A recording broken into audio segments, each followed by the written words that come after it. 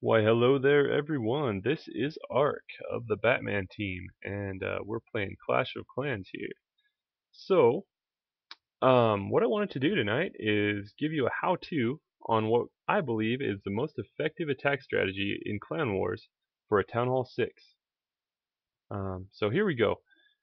This is just an opponent that I recently defeated in our last Clan War. We barely scraped by and won.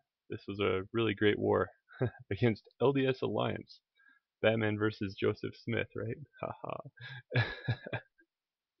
Anyways, um, so I guess we'll start out with just what Giant Healer is, what you're trying to accomplish with it, and your army composition.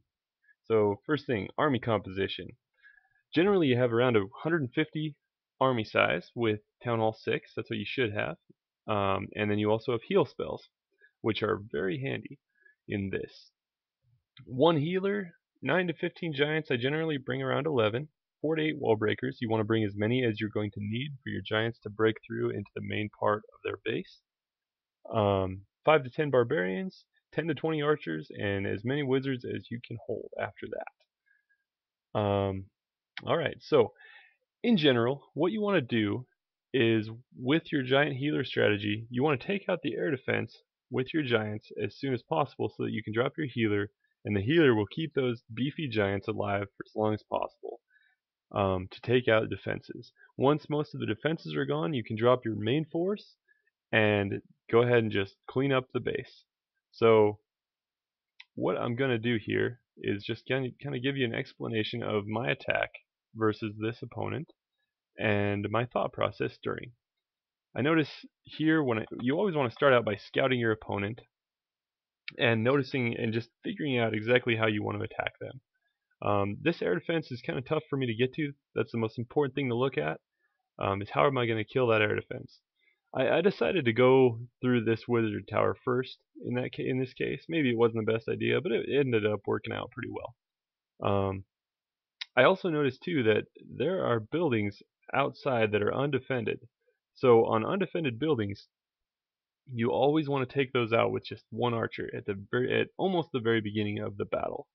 So here we go. I'll show you what I did.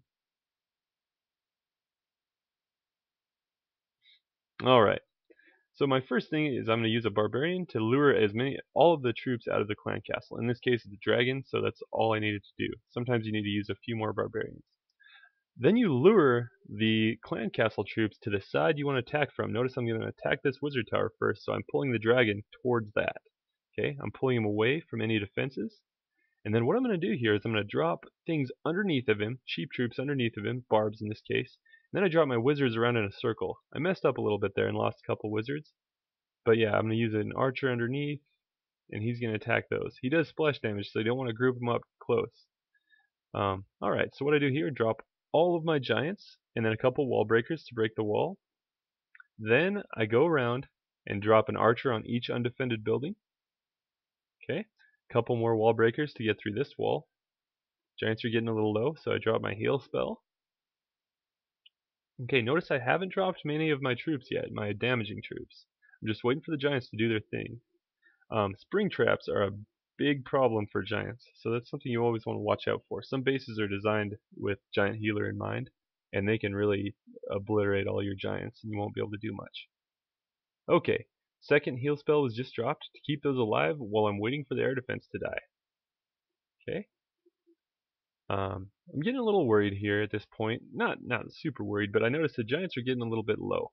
So what I do is I drop my clan castle, and he tanks that air defense, then I can drop my healer.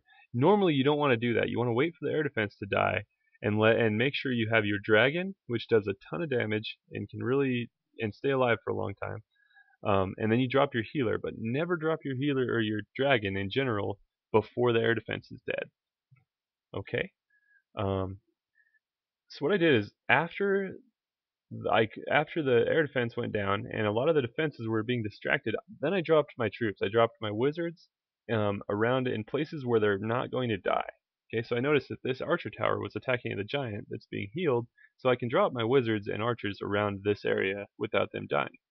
Same thing, they're going to just work on these buildings, Notice the giant, if he's attacking a wall and the defense dies, he'll still continue attacking that wall um, until it's dead, which is frustrating. But yeah, so then your troops just go to work. Notice how much damage the dragon does. He really helps you in this strategy. So if at all possible, you always want to bring a dragon. Okay, so there it is. I guess what I want to do now is just kind of go through some of the mistakes people generally make with Giant Healer that really ruins it. Time is a big constraint on this, so that's why outbuildings need to be taken out at the beginning. Not luring your clan castle first, that's a huge mistake. And if you don't do that, if it has wizards or a dragon in it, they can just your giants will group up and they won't attack the clan castle troops. They'll just attack defenses, and they'll all die right away, and your attack's completely over at that point. Um, Another mistake people make is they lure, but they use way too many troops, and they lure improperly, and they lose a lot of their troops to the clan castle, to the enemy clan castle. Um, And then another mistake would be to lure the clan castle troops to the side that you're not attacking from, so then they all die afterwards. And I'd say another problem that people have is they drop their whole army right away, and then the defenses are able to target your archers and your wizards, and then you don't have enough damage to win. So you'll normally 1-star or 2-star if you're lucky.